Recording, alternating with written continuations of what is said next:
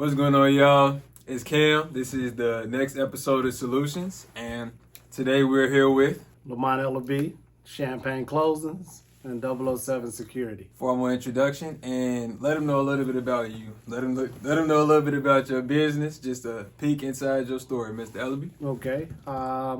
I've been an entrepreneur for 34 straight years with no timeouts. I found my identity at 16. I said I would die when I was 22 before I ever punch another clock. And I've been on this journey, and my faith walk has been incredible. And it's like the engine in your car. The car's not going out anywhere without the keys. And most people just believe in God. But trusting God is the key. And I've just been on an amazing journey ever since.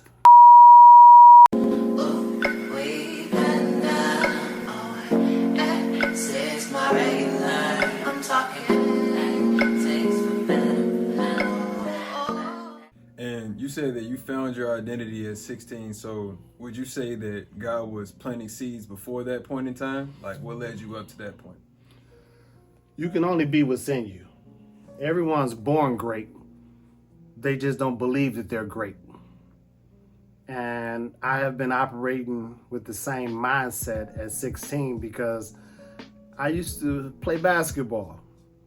And every Sunday we had a ritual where we shave our heads bald head. And this particular Sunday, at halftime, I went to shave my hair. And I did such a great job. It was perfect. And after the game went off at 6 o'clock, I went back to shave the other half off. But I was so impressed, I left it like that. And I went to Calumet High School, 8131 South May. And you have to have thick skin to go to Calumet High School. And that was the day that I stopped caring what people thought of me and what they said about me. And I just backed it up on the court. So I'm the same person from 40 years ago that I am today. Still don't care what people think about me and what they say about me. Because validation is for parking, not people. Absolutely. And you shared that you've been an entrepreneur for 37 years, so where were you before you made the transition? How did you make the transition, and what did you transition into when you made the decision? I didn't make the transition. God made the transition. I just walked in my purpose. And what happened was I dropped out of college after my first year. And I told my mom that I was born to be an entrepreneur because I had these high hopes of being a stenographer, which is called a court reporter. And my minor was going to be accountant.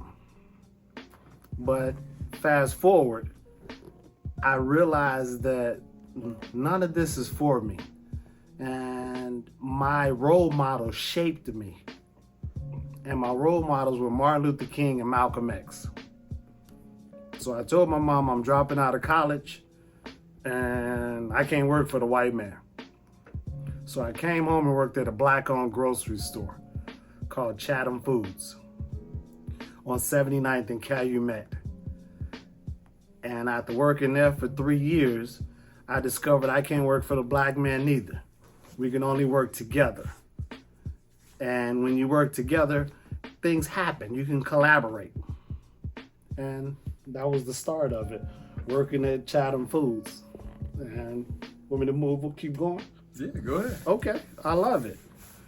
So working at Chatham Foods, I get a phone call one day that here I am, 21 years old, and both of my brothers, they needed a total of $1,500 to get out of jail. Or they was about to do a 20-year bid. And I was making $75 a week, so I didn't know how I was going to get them out of jail. So it took me 3 days to figure it out. And on that third day, I said, I'm going to do what the church folks do. I'm going to throw a raffle. So I had to figure out what my prizes was going to be. So there was a bar across the street called the Blue Room. It was owned by this legendary blues singer named L.V. Johnson. Went over there to ask him, can I have the raffle at his place? Just turned 21, so I would go over there and have a cold beer. He said, I can have the raffle there. And I had to think about my raffle prizes. So my first place raffle prize was a weekend getaway for two overlooking Lakeshore Drive. It's called the Days Inn. It's currently called the W. Second place prize was dinner for two at a black-owned restaurant called Army and Lou's. It used to sit on 75th Street between Calumet and King Drive. My third place prize was this wine set picnic basket from Marshall Fields. And I sold 1,200 of those tickets for $1 each within 2 weeks. And I raised the rest of the money that night. And Tony Schofield, legendary comedian and also radio host back in the days, and I threw the event. It was successful. We got my brothers out of jail, and then the DJ was so excited. My nickname in college is Boss. So I went to Western Illinois, and the DJ was like, we got a Boss Productions up in here. And we started throwing parties. Threw parties there for a year. Came up on my 1 year anniversary. Me and the owner had a disagreement because I was 5 minutes late. And my pastor said, if you don't respect people's time, you don't respect them. So he had an attitude about me being late. And at that precise moment, I threw the keys out of my pocket through the produce manager. And that was the last time I punched the clock. Looked him in the face and said, I would die before I ever punch another clock. And God has allowed me to go 34 straight years with no timeouts. So I'm 22, and here I am 56. And that moment that I stepped up to the plate, because I told Cam, I wasn't called by God, I was chosen to help his people. And that catapulted me to where I'm at today. Still helping people grow their business, still servicing my community, and people still look up to me to help them make a difference in their life. Still motivating and educating people.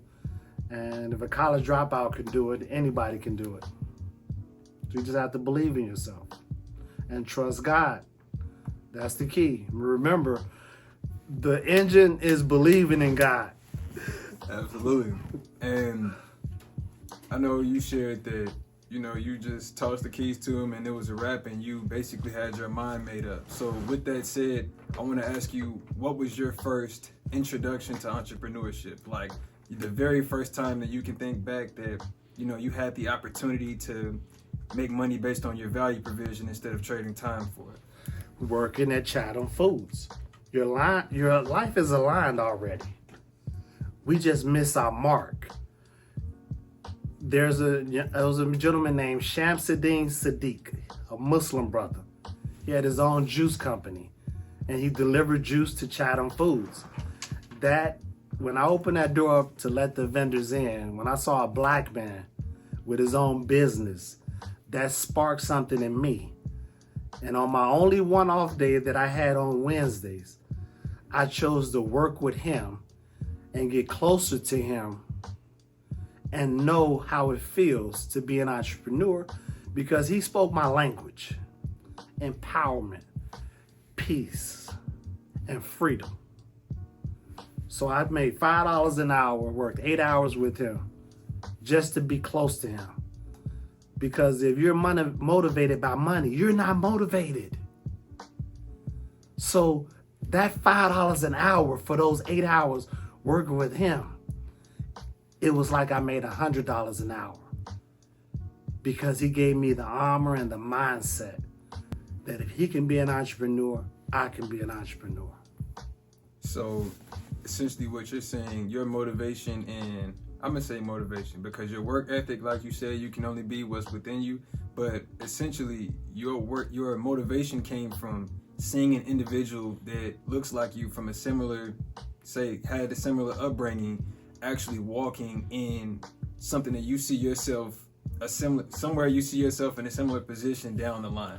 You can only be what you can see. If you don't see an entrepreneur, you can't think about being an entrepreneur. But if you see a successful entrepreneur and someone believes in themselves, it rubs off on you. But you got to stick in there, because kids nowadays wouldn't work for what I worked for. They're looking at the money instead of the value and the benefit. And once you all realize that favor is not transferable, you'll stick to the people that have favor on their lives. So basically, collaboration and focusing on value provision is what's allowed you to start your journey and has carried you throughout this 34 years of entrepreneurship. Absolutely. It's a mindset. It's all a mindset. And it's a game. And it's one of the biggest stages of games it is. It's called life. Because we all can win. And we were born winners. Winners don't think about losing, you all. I'm sorry. Winners only think about winning. And you're winning when God wakes you up. No excuses. No timeouts. Absolutely. So with that said, I know that you were essentially at a breaking point when you tossed him the keys. So would you say that you basically had to learn from everything that you have experienced up until that point, good and bad, and used it to basically catapult you into what is for you? Otherwise, you would have had to repeat the lesson. Absolutely. And then it's the alignment again. My best friend in college taught me how to do home improvement work. He took me around all the people that he knew: plumbers, electricians, carpenters. And then we learned how to do home improvement work. We do parties at night on Thursdays, and then we learned how to do home improvement work. And we said we're going to start a home improvement business and learn from the street, learn from the best of the best. And then we started our own home improvement business.